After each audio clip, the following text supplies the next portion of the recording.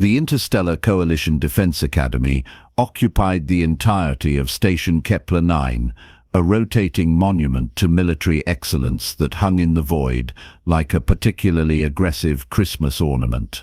For 3 centuries, the Academy had churned out officers who could navigate diplomatic incidents, tactical nightmares, and the occasional actual war with equal competence. The curriculum was designed by committee, which meant it was simultaneously over-engineered and missing obvious components, but it worked. Mostly. The Survival Fundamentals course existed because some bureaucrat 15 decades ago decided that officers should know how to not die if their ship exploded and dumped them on a hostile planet. Reasonable enough. The course covered water purification, shelter construction, identifying edible vegetation, and the crown jewel of primitive skills, making fire without modern technology. This last exercise had achieved almost religious significance among the instructor corps, who treated it as a rite of passage that separated competent cadets from those who would panic the moment their multi-tool broke. Station Kepler-Nine didn't have planets handy for survival training, so the Academy maintained a biodome that simulated a variety of hostile environments. Today's group would be working in Zone 7, a temperate forest environment that was statistically the least likely to kill anyone. The Academy had learned after the incident of 2287 that throwing cadets into Arctic wastelands on day 1 led to uncomfortable conversations with parents and approximately 700 pages of paperwork. Instructor Vexthor stood at the entrance to Zone 7 with the posture of someone who had seen too much and was tired of explaining basic concepts to people who should know better. He was Krellian, which meant he stood roughly 8 feet tall, had skin like burnished copper, and possessed 4 arms that he typically kept crossed in various configurations of disapproval. 2 centuries of military service had left him with a collection of scars, 3 commendations for valor, and a profound exhaustion with cadet stupidity. "Listen carefully," Vexthor announced, his voice carrying the particular tone of someone who knew nobody was listening carefully. "You will enter Zone 7. You will locate suitable materials. You will construct a fire using no modern technology. This fire must be sustainable for a minimum of 30 minutes. This exercise tests resourcefulness, persistence, and your ability to accomplish basic tasks under pressure." The cadets stood in a loose formation that would have horrified a drill sergeant. There was Clix, a Xiphon whose insectoid body gleamed with the green-black iridescence of a particularly ambitious beetle. Next to him stood crystalline entity designated Thorn, a Tarkelian whose body was composed of living crystal that refracted light into small rainbows. The Murelian cadet, Jelvara, kept her amphibious skin moist with periodic applications of water from a canteen. A Hycrosian named Ven floated slightly above the ground, their gaseous form contained in a slim environmental suit. And then there was the human. Marcus Webb stood toward the back of the group, of average height by human standards, which made him shorter than most of the other cadets. He had brown hair that persistently refused to conform to military standards, dark eyes that suggested he was paying attention to something other than the briefing, and the kind of relaxed posture that either indicated supreme confidence or a complete lack of concern for consequences. Vexthor hadn't decided which. Humans were relatively new to the coalition, having joined only 40 years ago after finally developing FTL capability and immediately using it to introduce themselves to every inhabited system within reach. They were enthusiastic, adaptable, and possessed an alarming tendency to approach problems from angles that made perfect sense to them and absolutely none to anyone else. Teaching them was like trying to nail jelly to a wall, technically possible but pointless and messy. "You have 4 hours, Vexthor continued. "Dismissed." The cadets scattered into Zone 7 with varying degrees of urgency. Vexthor settled onto a boulder near the entrance to observe, This part was always entertaining in the way that watching someone struggle to open a jar was entertaining. You knew how it would end, but the journey provided amusement. Clix located a suitable clearing within 5 minutes. His species had evolved on a world where spontaneous combustion was a legitimate survival strategy, so he simply excreted a carefully measured amount of enzyme onto a pile of dried grass and watched it ignite. Efficient. Boring, but efficient. Thorne approached the problem with mathematical precision, arranging wood in a geometric pattern that would have made Euclid weep with joy, then focusing ambient light through their crystalline structure until the focused beam ignited the kindling. The fire burned with the steady enthusiasm of something that had been calculated to 3 decimal places. Gelvara used friction, her webbed hands moving with practiced speed against a wooden spindle. Smoke appeared, then ember, then flame. She sat back with satisfaction, feeding her fire with careful attention to oxygen flow and fuel management. Ven, lacking solid manipulators, had constructed an elaborate system of rocks and reflective surfaces to create a solar ignition point. It was over-engineered and took 45 minutes, but it worked. One by one, the cadets reported successful fires to Vextor, who marked their completion times with grim approval. Adequate. They had done exactly what was asked, nothing more, nothing less. They would survive if stranded.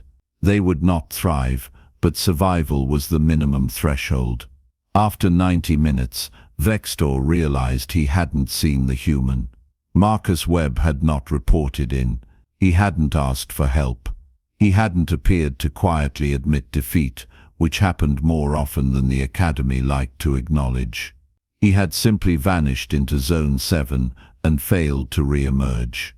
Vextor sighed with the depth of someone who could already see the paperwork forming. Clicks. You're with me.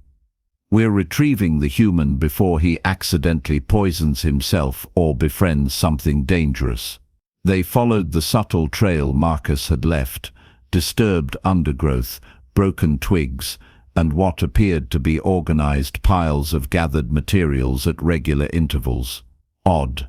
The trail led deeper into the forest than necessary for the exercise, winding past perfectly adequate fire-starting locations toward a small clearing near a stream.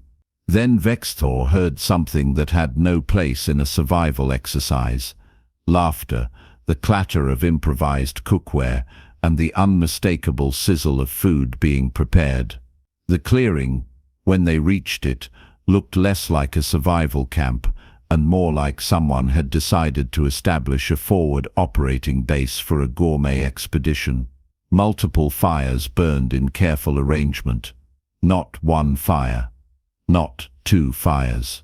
At least 5 distinct fires, each serving a specific purpose. The central fire was the largest, with a complex structure of green wood forming a crude grill system. Flat stones had been positioned to create heat-retaining surfaces. A second fire, smaller and smokier, featured a rack of thin branches where strips of something were being slowly smoked. A third fire heated a circle of river stones that radiated steady warmth. The fourth was positioned under an elaborate drip system that fed water into a hollowed-out piece of wood, creating a continuous supply of hot water. The fifth fire was tiny, controlled, positioned under what appeared to be a makeshift coffee brewing system, constructed from his canteen cup, a piece of cloth serving as a filter, and a truly impressive amount of patience. Marcus Webb sat on a log he'd positioned for optimal comfort, tending multiple cooking operations with the casual competence of someone who had done this 1,000 times. He'd organized his workspace with ruthless efficiency, gathered firewood sorted by size and dryness, processed materials arranged within easy reach, a cleaning station near the stream, and what could only be described as a spice rack, constructed from a split piece of bark, holding various foraged herbs. He was cooking. not heating rations, not warming water, actually cooking multiple dishes simultaneously. Cadet Webb, Vexthor said, his voice achieving new octaves of confusion. What, and I cannot stress this enough, what are you doing? Marcus looked up with the expression of someone interrupted during a perfectly reasonable activity. Making fire, sir, as instructed. He gestured to the 5 burning fires. Well, fires seemed wasteful to make just one. The exercise was to light a fire, singular, for survival. Right, and I'm surviving. Marcus turned something on the grill with an improvised spatula made from flat bark. Really well, actually. I've got protein rations reconstituted and seasoned with wild thyme and something that tastes like garlic. The smoked strips should be done in an hour, perfect for long-term storage. Those heating stones create an even cooking surface for flatbread, which I'm making from grain rations and stream water. And the coffee should be ready in about 3 minutes. Clix's mandibles clicked in confusion. You were assigned to create fire for warmth and basic survival. This is excessive. Is it though? Marcus flipped the protein with practiced ease. See, here's the thing about humans and fire. We didn't just discover fire, we formed a relationship with fire, a deep, committed, some might say codependent relationship that fundamentally changed our evolution. Fire let us cook, which let us extract more calories from food, which let our brains grow larger, which let us figure out even better uses for fire. It's a positive feedback loop that's been running for about 1 million years. He gestured to his setup with obvious pride. So when you tell a human to make a fire, we don't just make a fire, we make the best possible fire for the situation. And in a survival scenario, the best fire is one that does multiple jobs: cooking, purification, food preservation, warmth, morale, efficiency through redundancy. Vexthor felt a headache forming behind his eyes. He had 3 brains, which meant he could get 3 simultaneous headaches, and all of them were active. This is a basic skills assessment. You were meant to demonstrate minimum competency. I am demonstrating competency. Marcus poured hot water through his improvised coffee filter. The smell that emerged was dark, rich, and entirely inappropriate for a survival exercise. Just maximum competency instead of minimum. The assignment was to light a fire that sustains for 30 minutes. All 5 of these will burn for hours with the fuel I've gathered. Overachievement is still achievement, right? The coffee finished brewing. Marcus produced his regulation cup, poured a measure, took a sip, and closed his eyes in satisfaction. Oh, that's the stuff. You want some, sir? I've got enough for everyone. Fair warning. It's strong. I had to roast the coffee beans myself over fire number 3, and I might have gone a bit dark on the roast, but desperate times and all that. Clix approached one of the fires, examining the construction with professional interest. The fuel arrangement is sophisticated. Each fire is built for a specific burn rate and heat output. This represents significant knowledge of combustion dynamics. My grandfather was a wildfire specialist, Marcus said, now plating food onto a flat piece of bark. Spent summers learning fire behavior. Turns out understanding how fires spread makes you really good at controlling them. He offered the bark plate to Vexthor. Seriously, try the food. I know it's just rations, but proper preparation makes everything better. The herbs are safe. I cross-referenced them with the station's botanical database before I left. Vexthor stared at the offered food. It smelled significantly better than anything had a right to smell in a survival scenario. You accessed the botanical database before the exercise. Preparation, sir. Know your operational environment. That's in the manual. Marcus grinned. Technically, the manual says to study the environment. Didn't specify. I couldn't study it preemptively. Other cadets began arriving, drawn by smoke and the inexplicable smell of actual cuisine in a forest that should only contain the scent of desperation and inadequate fire-starting attempts. They emerged from the tree line and stopped dead, their various sensory organs struggling to process the scene. Thorn's crystalline form refracted the firelight into dancing patterns. This is not standard protocol. No, Marcus agreed cheerfully. It's better than standard protocol. Grab a seat. I made enough for everyone. Well, enough for everyone if Gelvara doesn't eat more than her body weight. No offense. Gelvara, who had been staring at the smoking rack, blinked her inner eyelids. Is that preserved protein? You created preserved rations. Smoking meat is one of humanity's oldest food preservation techniques. Figured, if I'm making fire anyway, might as well solve tomorrow's problems today. Marcus handed her a piece. Try it. The smoke flavor came out nice. Ven floated closer, their gaseous forms swirling with curiosity within their containment suit. You have invested 4 times the effort required for the assignment. Have I, though? Everyone else made one fire, maintained it for 30 minutes, and now they're done. That's 30 minutes of warmth and light. I spent 2 hours setting this up, but now I've got hot food, preserved food for later, purified water, a comfortable camp, and coffee. If this was a real survival situation, I'd be set for days. Who's actually ahead? It was, Vexthor realized with profound irritation, a legitimate point. The human had technically completed the assignment. 5 fires, each burning steadily, each demonstrating competent fire-starting skills, that he'd then leveraged those fires into an entire infrastructure of survival comfort, was not explicitly against the rules, mostly because no one had anticipated needing a rule against overachievement. Marcus poured coffee into several improvised cups, made from rolled bark, waterproofed with tree sap. The key thing about survival is that it's not just about not dying, it's about maintaining capability. Morale matters, nutrition matters, rest matters. A soldier who's just barely surviving isn't combat effective. A soldier who's comfortable, fed, and caffeinated. That soldier can make decisions, execute plans, and maintain readiness. He handed Vexthor a cup. Humans learned this the hard way over thousands of years of warfare. We're really good at being comfortable in uncomfortable situations.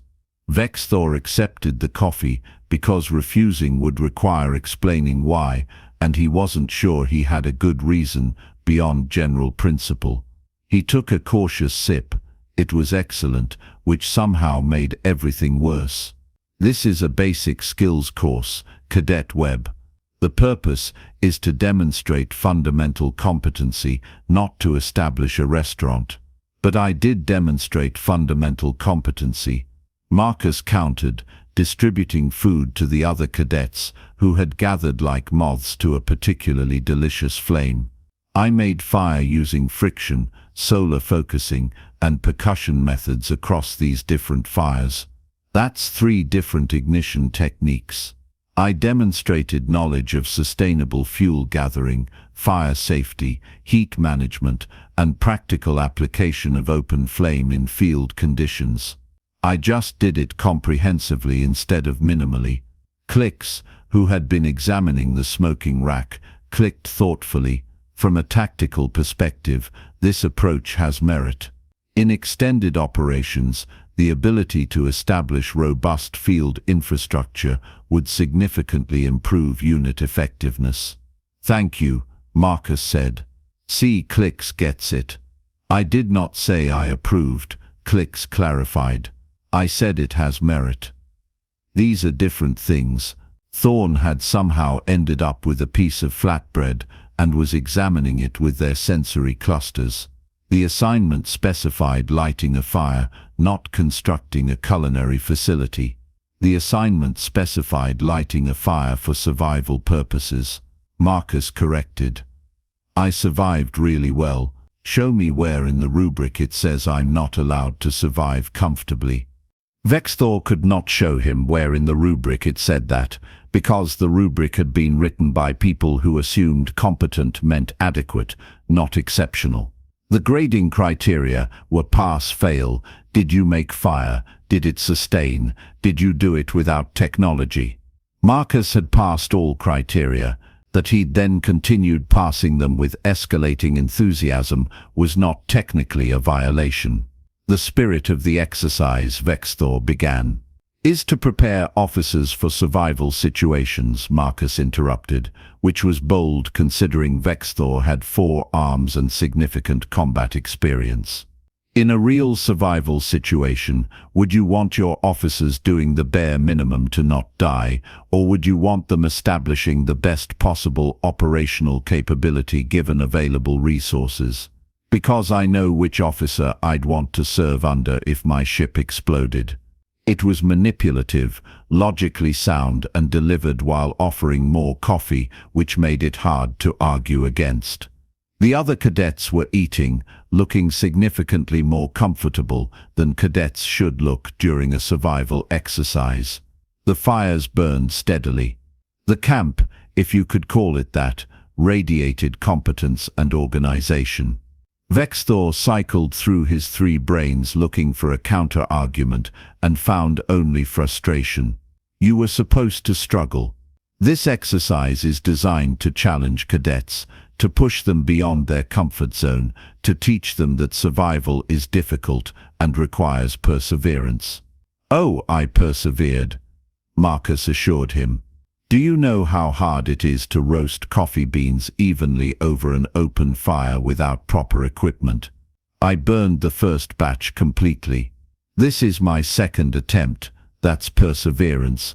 Also, I cut my thumb while processing the herbs. See, he held up a minor cut wrapped in a clean strip of cloth. I persevered through injury to complete my mission. That's dedication. Gelvara made a sound that might have been a laugh. He out-argued the instructor while serving food. Humans are chaos. We prefer to think of ourselves as aggressively adaptable, Marcus said. Chaos is just creativity that makes other people uncomfortable. Vexthor made a decision. It was possibly the wrong decision, but it was a decision which was better than standing in a forest arguing philosophy with a cadet who had somehow won the argument by making coffee. Everyone returned to the entrance. Cadet Webb, extinguish your fires safely and report for grading. Give me 10 minutes to properly bank these fires, sir. You don't leave fire unattended in a forest environment. Safety protocols. Of course the human knew proper fire safety. Of course he did. 20 minutes later, the cadets assembled at Zone 7's entrance. Vexthor had his evaluation pad and significant regret about his career choices. Each cadet had completed the exercise adequately. They had made fire, sustained it, and demonstrated basic competency. They would receive passing marks. Then there was Marcus Webb, who stood relaxed and content, smelling faintly of smoke and coffee, having transformed a basic skills assessment into a demonstration of comprehensive field capability. Cadet clicks, Vexthor announced. Pass. Adequate technique. Efficient execution. Clicks clicked. Acknowledgement. Pass. Precise methodology. Successful outcome. The crystalline entity chimed their understanding. He continued through the roster. Pass. Pass. Pass. Everyone had done exactly what was asked. Everyone had demonstrated minimum competency for survival. Cadet Webb. Marcus straightened slightly, the closest he came to attention. Vexthor looked at his evaluation pad, then at the human, then back at the pad. You completed the assigned task of lighting a fire. Multiple fires. You demonstrated knowledge of various ignition methods, fuel management, and practical application.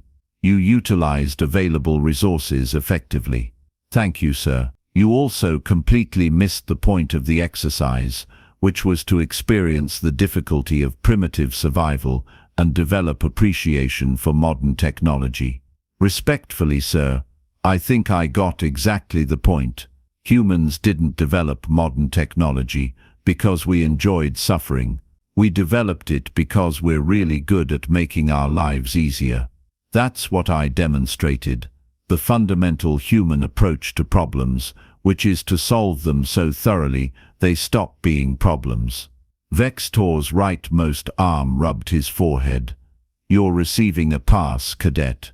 Not because your approach was correct, but because I cannot identify a specific rule you violated, and the paperwork for failing you would require me to explain why overachievement constitutes failure. I'll take it, sir.